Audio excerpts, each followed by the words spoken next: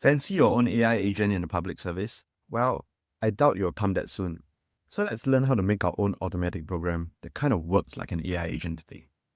I'll be explaining a common use case where public servants need to repeatedly go into some kind of portal and download data files.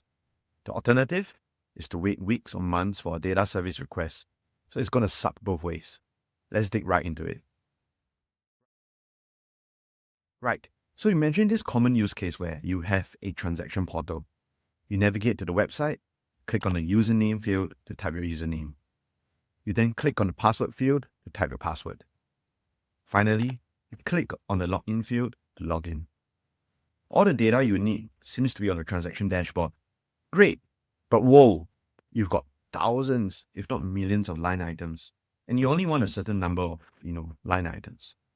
So you click on the filter button, then you click on the start date dropdown, click on the end date dropdown, click on the department dropdown, click on the apply filter button, click on the export button, then finally, you click on the save button. That's 10 clicks just to download a single file. Now for some government agencies, in order to get all the data that you need for analysis, you need to perform this whole process for a few hundred cycles just to get sufficient data out. Now that you know what the problem statement is, let me now teach you how to use a Gen AI tool known as Claude to create your own software to automate this entire process easily. I won't be doing this in real time, and to save time, I'm going to just show you something that I pre-created, but talk through the process briefly with you. We're going to start off with prompt number 1. Now, notice that it's not a complicated prompt. It's just asking the AI to create a Python script, when run, that can open my web browser and then navigate to the government portal website. What is important to specify is that I'm using a MacBook and my browser is Brave browser. Because this is such a simple prompt without too many complicated steps, the code is generated quite simply without mistakes. You need to take my word for it for now, but in the actual session when you're doing the hands-on with me, feel free to examine the output. The second prompt is again a simple step where I tackle the login process. We just ask the AI to replicate the login process for us. Here's where we need to be very clear. So we need to give it all 4 steps of how a person will log into the government portal.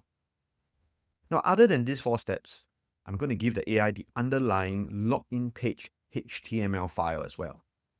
Because it has the underlying HTML file as the context, you cut down the amount of instructions drastically.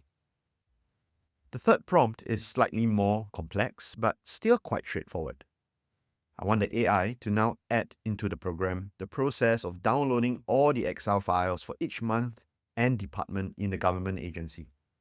So same thing, I have to specify very clearly what the 5 steps are and which are the steps I want the AI to iterate through.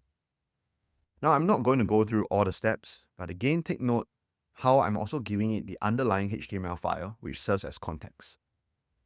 Finally, we have the fourth and final prompt. It is unlikely our users will be technical, so showing them a bunch of Python code isn't going to be very helpful. We are going to ask the AI to create a front-end user interface for this Python script, so that users can just click on buttons to run the script. Now the code generated is very long. Again, I won't be going through it in this video, but I am going to show you now how we can actually download this code and save it on our desktop so that we can run it later. Now, we're going to run the code. On this screen you see now, the left panel shows the folder that contains the code written by the AI. The right panel is just a terminal that's used to run the code, so don't worry about it. When I run the code, you will see that a user interface pops up. This interface has input fields for your username and password, and a simple button for you to run the code. When you click the button, the government portal website pops up automatically, and the login process also runs automatically. Now you can just sit back and relax as the download happens automatically. If you go back to the folder, you can see the files appearing one by one. The user interface created by the AI also shows you the progress and allows you to stop the process anytime. In short, what I've shown you is how you can create your own tools to automate any process that is routine-like. I hope you'll give it a try sometime.